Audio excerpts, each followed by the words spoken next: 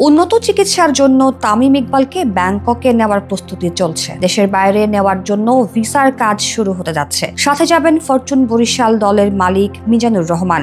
তামিম ইকবালকে হাসপাতালে দেখতে এসে এই তথ্য দেন মিজানুর রহমান নিজেই। এদিকে তামিম ইকবালকে দেখতে হাসপাতালে গেছেন আসিফ মাহমুদ সজীব ভুঁইয়া। সাভারের কেপিজে হাসপাতাল থেকে তামিম বর্তমানে ঢাকার এভারকেয়ার হাসপাতালে ভর্তি। সেখানেই তার সাথে দেখা করতে গেলেন ক্রীড়া উপদেষ্টা। এর আগে নিরাপত্তা বেষ্টনীর মধ্যেই 25 মার্চ রাতে তাকে ঢাকায় আনা হয়। একই সময়ে সেখানে হাজির হন বাংলাদেশ ফুটবল দলের সাবেক অধিনায়ক আমিনুল ইসলামও। উপস্থিত হন বিসিবি সভাপতি ফারুক আহমেদও। তামিমকে দেখে বের হওয়ার সময় গণমাধ্যমের মুখোমুখি হন ক্রীড়া উপদেষ্টা।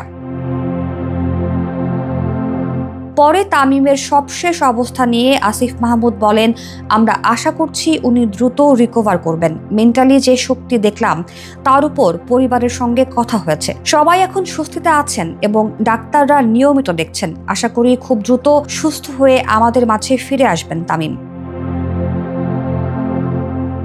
এর আগে 25 মার্চ রাত 8:37 এভারকেয়ার হাসপাতালে এসে পৌঁছায় তামিমকে বহনকারী অ্যাম্বুলেন্স। পরে তাকে হাসপাতালের সিসিইউ বিভাগে রাখা হয়েছে বলে জানা গেছে। কেপিজে হাসপাতালের মতো রাজধানীর এই চিকিৎসা কেন্দ্রে বাইরে ভিড় জমিয়েছে তামিমের সমর্থকরা। ফরচুন বরিশাল দলের মালিক মিজানুর রহমান বলেছেন, তামিম কথা বলছে, রেসপন্স করছে। আমার কাছে মনে হচ্ছে ইনশাআল্লাহ ভালোই আছে এখন এই মুহূর্তে।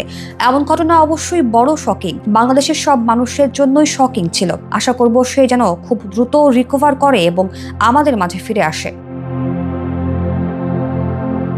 এর আগে 24 মার্চ বিকেএসপিতে ডিপিএল এর ম্যাচ চলাকালে হঠাৎ ম্যাসিভ হার্ট অ্যাটাক হয় তামিমের। পরে সাভারের কেপিজে হাসপাতালে ভর্তি করা হয় তাকে। চিকিৎসকদের তৎপরতা এবং সব প্রক্রিয়া দ্রুততম সময়ের মধ্যে করে তামিমের হার্টে রিং পরানো হয়। পরে এদিনই কিছুটা স্বাভাবিক হয়ে ওঠেন তিনি।